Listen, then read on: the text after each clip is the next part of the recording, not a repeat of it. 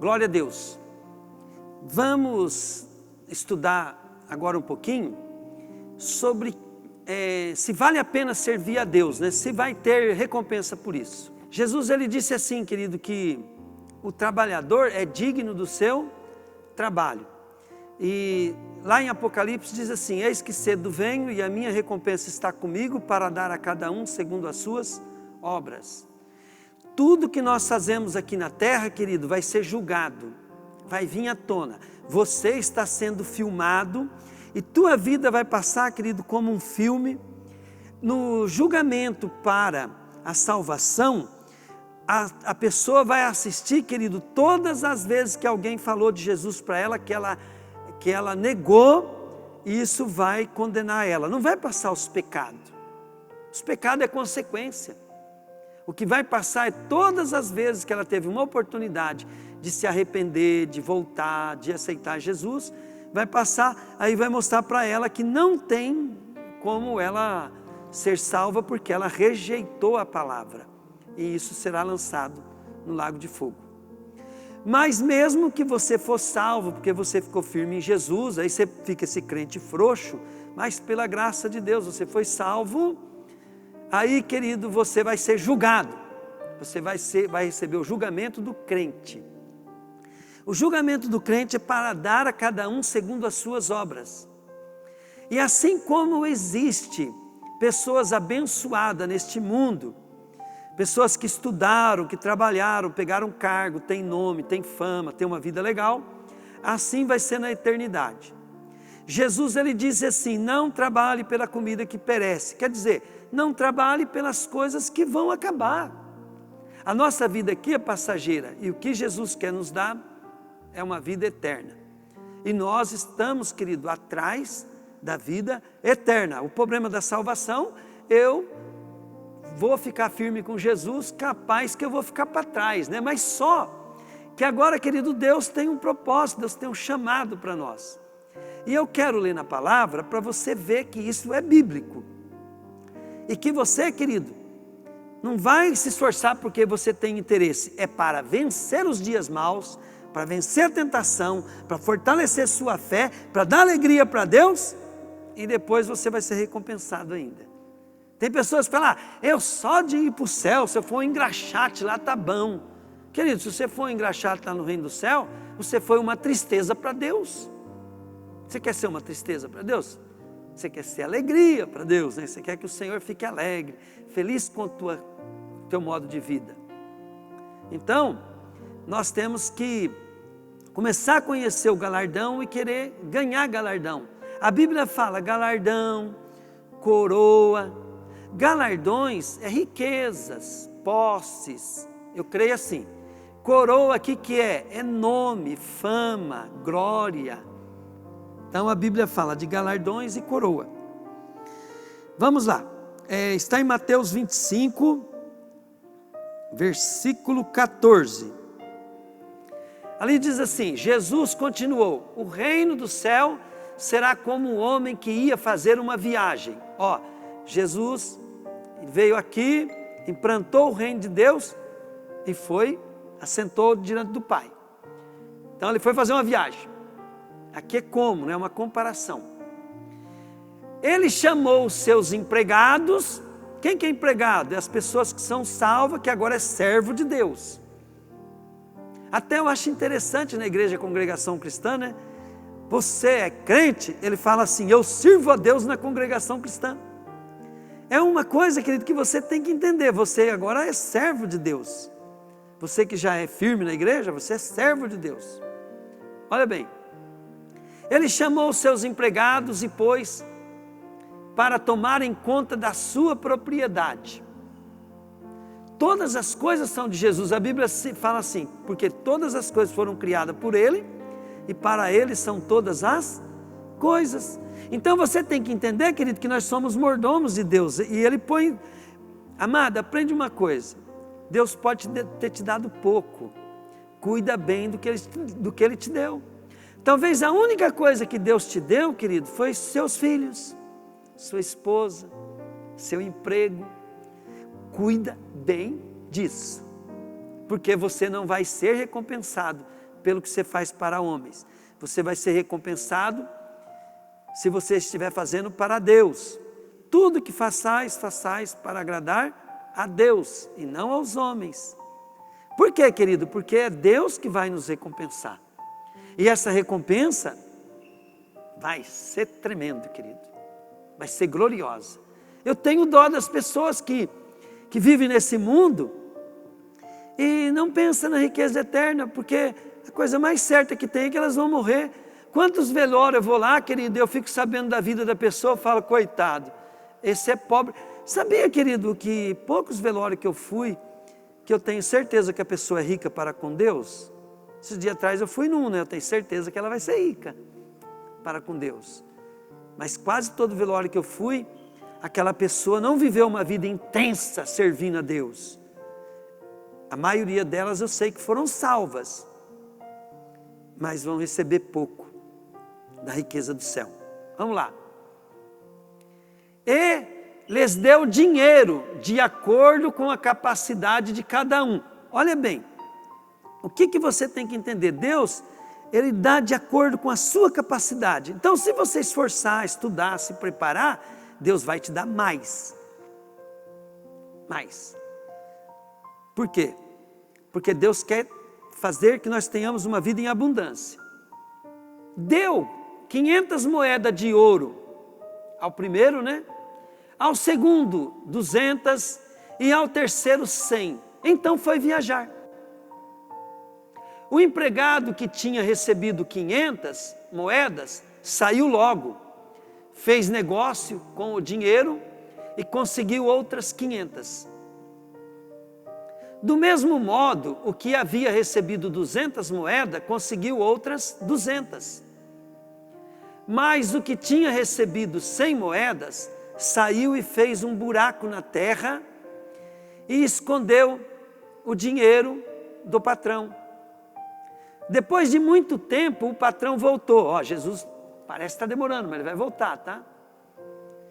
Voltou e fez um acerto de conta. Esse é o julgamento com eles. O empregado que havia recebido 500 moedas, chegou, entregou mais 500, dizendo, Senhor, me deu 500 moedas, veja, aqui estão mais 500 que eu consegui ganhar. Muito bem, empregado bom e fiel, disse o patrão. Você foi fiel negociando com pouco dinheiro e por isso eu vou pôr você para negociar com muito. Venha festejar comigo. Então o empregado que havia recebido 200 moedas chegou e disse, o Senhor me deu 200 e aqui estão mais 200 que consegui ganhar. Muito bem, empregado, bom e fiel, disse o patrão, você foi fiel negociando pouco dinheiro, por isso vou pôr você para negociar com muito. Venha festejar comigo. Aí o empregado que havia recebido 100 moedas, chegou e disse, eu sei que o Senhor é um homem duro, que colhe onde não plantou, junta onde não semeou. Fiquei com medo e por isso escondi o seu dinheiro na terra. Veja, aqui está o seu dinheiro. Empregado mau, preguiçoso, disse o patrão, você sabia que colhe aonde não plantei e junto aonde não semeei. Por isso você devia ter depositado meu dinheiro no banco, e quando eu voltasse, receberia com juros. Depois virou-se para os outros empregados e disse, tirem dele o dinheiro e deem o que tem 1000 moedas. Porque aquele que tem muito, receberá mais, e assim terá mais ainda. Mas quem não tem, até o pouco que tem será tirado dele. Ao pior, corre o risco, porque não dedica a Deus, vai cair em tentação, é lógico, né? Joguem fora na escuridão o empregado inútil, ali vai chorar, ranger os dentes de desespero. O que nós aprendemos aqui então? Que o pouco que Deus nos deu, nós devemos administrar para Ele, pensando assim: eu posso não receber a recompensa aqui, mas Deus tem uma recompensa para a minha vida dedicada a Ele. Amado, todas as coisas são de Deus, você foi criado para a honra e glória de Deus. Aí, querido, eu quero falar agora para você que tem sucesso. Como é, pastor, que eu posso perder aquilo que eu ganhei?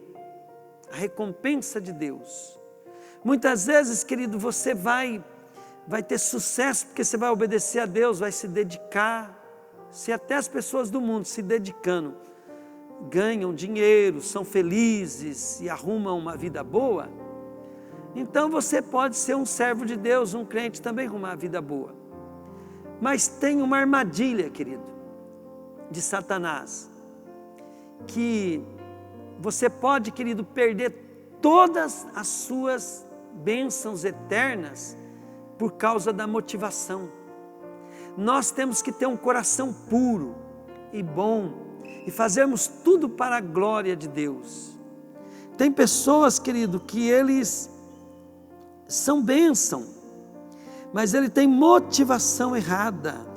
E nós vamos ver isso em 1 Coríntios 3, de 5 a 16. Afinal de contas, quem é Apolo? Quem é Paulo? Somos somente servidores de Deus. Está vendo? Essa palavra é para servo. E foi por meio de nós que vocês creram no Senhor. Cada um de nós faz o trabalho que o Senhor lhe deu para fazer. Ó, pensem agora, isso aqui tem a ver com a igreja. E aqui Paulo está trabalhando motivações. Está trabalhando para os homens não darem glória para homens e também os homens não receber glória. Então ele está trabalhando motivação. E lá Jesus estava trabalhando, querido, responsabilidade sobre aquilo que Ele nos dá. Pegaram agora ou não?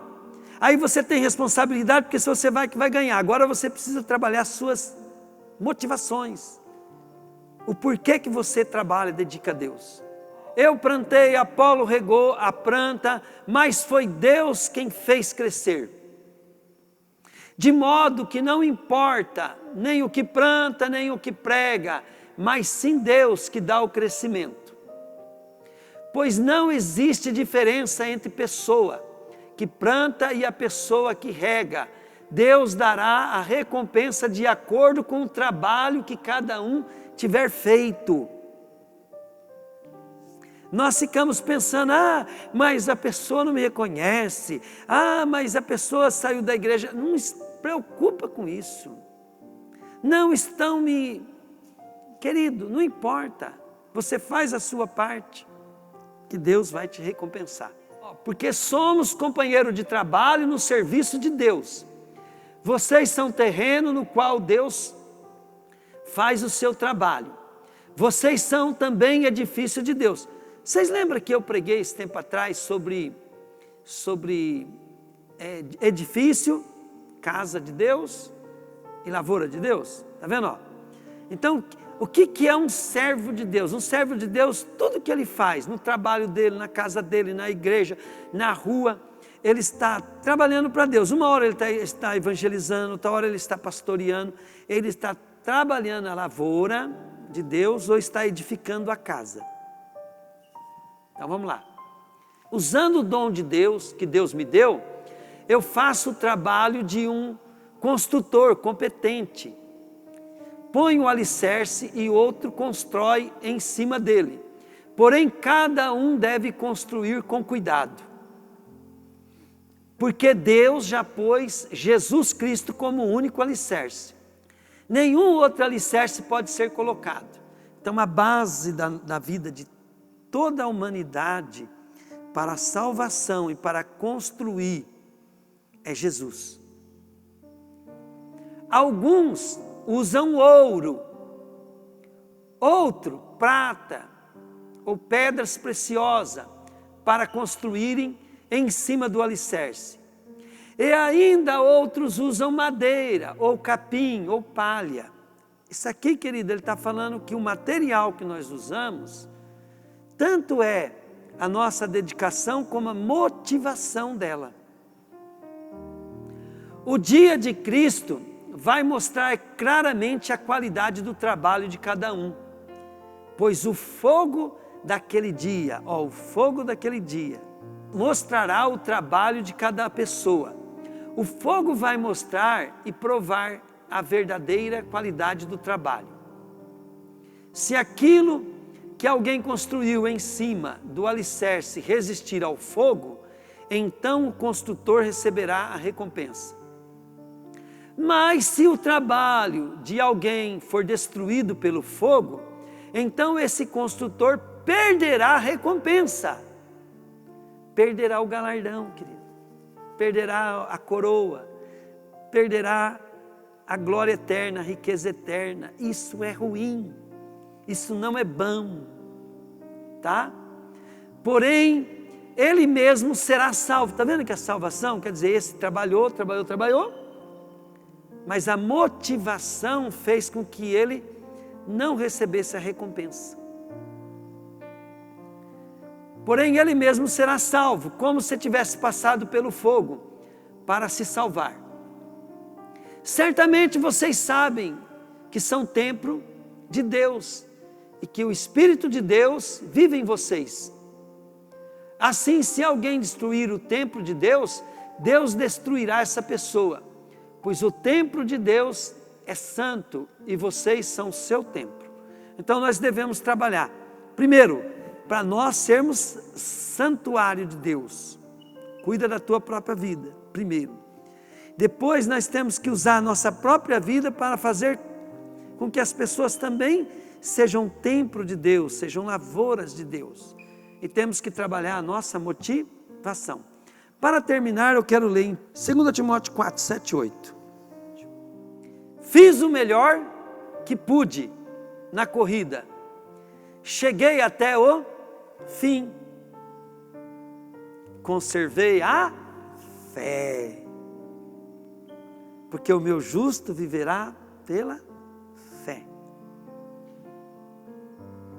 E agora está esperando o prêmio da vitória, que é dado para quem vive uma vida correta. Se você for viver uma vida correta para ser abençoado só, querido, aqui na terra, para ter dinheiro, para ter fama, para ter isso, você não vai conseguir. Agora, tenha uma vida correta, pensando assim, pode dar tudo errado, o meu está garantido. O prêmio que o Senhor tem, o justo juiz me dará naquele dia, e não somente a mim, mas a todos que o esperam, com amor, a sua vinda. Então, querido, nós temos que pensar assim, trabalhar a nossa motivação, não podemos deixar o orgulho, querer ser reconhecido, e nada, mas nós temos, querido, que ficar de olho, que Deus vai nos recompensar.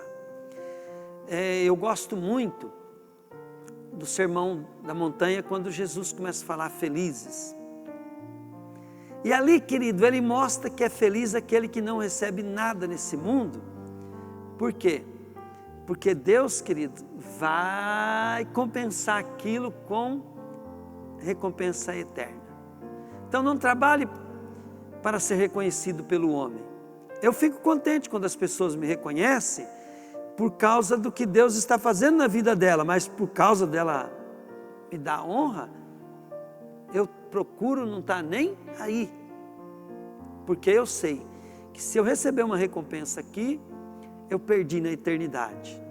E isso, querido, é a nossa motivação que dá força para essas bênçãos virarem maldição. Se eu não estiver com motivação errada, a riqueza não vai fazer com que eu perca a riqueza eterna. Nem a fama vai fazer com que eu perca a minha coroa. Mas se eu gostar, querido, dessa fama e meu coração estiver contaminado, no dia vai ser revelado. A Bíblia diz que tudo que nós fazemos escondido será contado no telhado. E Deus vai mostrar as verdadeiras intenções do nosso coração. Por isso que nós temos que estar sempre confessando diante de Deus, sendo transparente. Por quê? Porque através das coisas que nós temos vergonha, que fica dentro de nós, que nós não contamos para os outros, um dia Deus vai julgar essas intenções. Um servo de Deus, ele precisa crescer. Crescer para que ele possa eliminar todas as motivações erradas do seu coração. Não procure aquilo que Deus não te deu, mas procure aquilo que Deus te deu e Ele vai, querido, acrescentar tudo para que aquilo aconteça. E para que aquilo aconteça e você fazer melhor, Ele vai te dar uma vida e uma vida em abundância. Então, foque nas promessas de Deus para a tua vida. Saiba que Ele tem um plano para a tua vida. Saiba que Ele tem um propósito. Sabe que Ele tem, querido, muita riqueza, glória, honra para distribuir para os seus servos fiéis. E Deus não é igual um patrão mesquinho, que quer segurar para economizar para Ele ter mais, não. O que Deus tem, querido, é infinito e Ele quer dar em abundância, mas Ele é pleno em justiça e Ele só vai poder dar, querido, se você fez por merecer. Fazer por merecer é galardão. Não misture as coisas, tá? Que Deus te abençoe. Pai, eu quero abençoar essa pessoa que me ouviu, porque se ela, Pai, resolver ser serva tua e servir os teus projetos, teus planos, eu sei, Deus querido, que as bênçãos virão sobre ela e alcançarão. Ela também, Pai, vai se esforçar a ler na tua palavra, andando com quem já é servo teu também, para aprender. E Deus, dá, Pai querido, para o nosso coração um espírito, Pai, voluntário para te servir, puro, e que nós sejamos sábios, Pai, sabendo, Deus, que a nossa vida é curta, muito curta, e que nós vamos partir daqui logo e vamos prestar conta a Ti. Pai, eu já tenho experiência com Jesus, aqueles que estão me ouvindo, a maioria já tem experiência com Jesus. Eu quero, Deus, que eles saibam, Pai, que a vida que o Senhor tem para nós, não é só isso que nós estamos vivendo, mas é, Pai querido, uma vida de muita aventura, e de muita empolgação, Pai, e de muitas bênçãos e recompensa. Que o nosso prazer esteja em Ti, Pai. Pai, dá para nós, Deus, um coração que queira alegrar o Teu coração. Faça com que a nossa vida faça valer, Pai, aquilo que Jesus fez por nós. Em nome de Jesus. Amém. Glória a Deus.